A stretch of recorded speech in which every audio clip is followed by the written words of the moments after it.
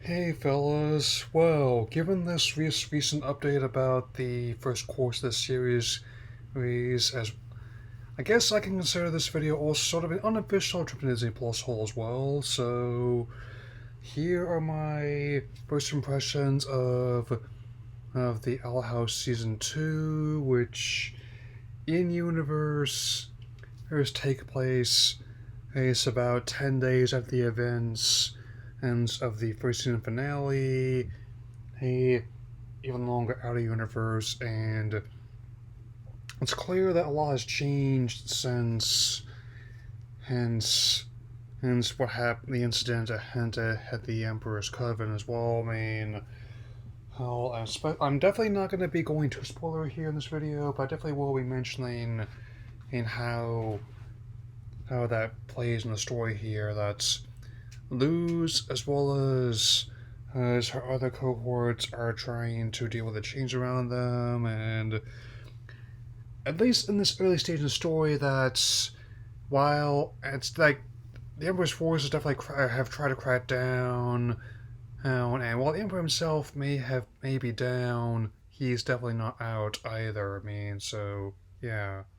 I will also say that even at this early stage, I mean, I just finished watching the fourth episode of the season, and like the first five are going to come out as Plus this month. I mean, the fourth is keeping up appearances.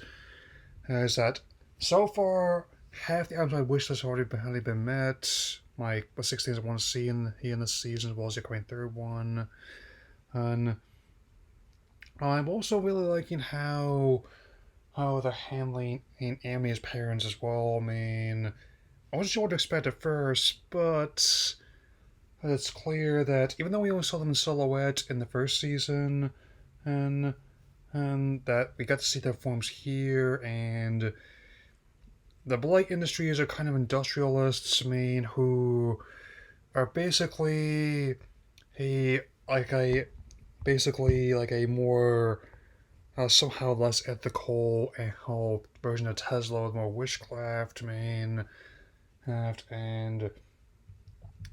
it's clear that I will say that had Amy's relationship with her mother is complicated, uh, but given between like the eccentricities as well as the fact that the roots of her hair are brown, and where like her brother and sister inherited like the natural green hair, she never takes after her father, Alador. I mean, I'm also looking forward to seeing more of Willow and Gus as the season goes on as well. I mean, and I'm also liking to see more of King and find out more about his past as well. So, and it's clear to me that there's going to be much in store, and whatever Dana has planned with the rest of the season, very much looking forward to it, man.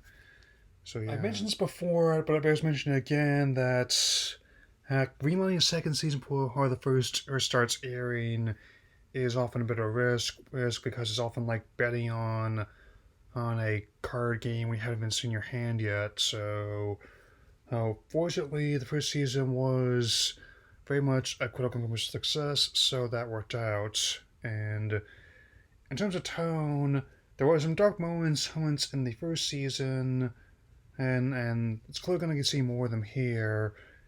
Like I mentioned this when talking about Amphibia, my Look at the True Colors episode, but it's definitely going to be telling a much more personal story this time around. And because if again, I mentioned this before, but if the first season is basically Fellowship of the Ring, then the second is very much the Two Towers, like the peril that's being faced is by Luz, but also Ida and Lilith is going to deepen as time goes on. And that it's like the destination is definitely in sight, but the journey is going to be a very long road ahead. Head.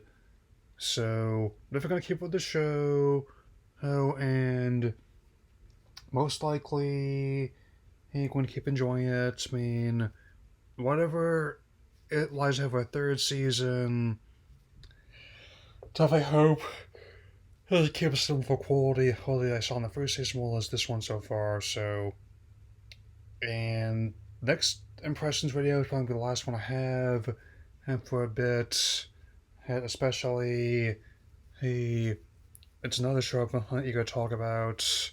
It's one, I guess, given the circumstance, you might say is a little bit more than meets the eye. Anyway, that's all I'll say for now. If you have seen the show and enjoy the season, let me know what you think about it, and that'll be all for now. Take care, everyone.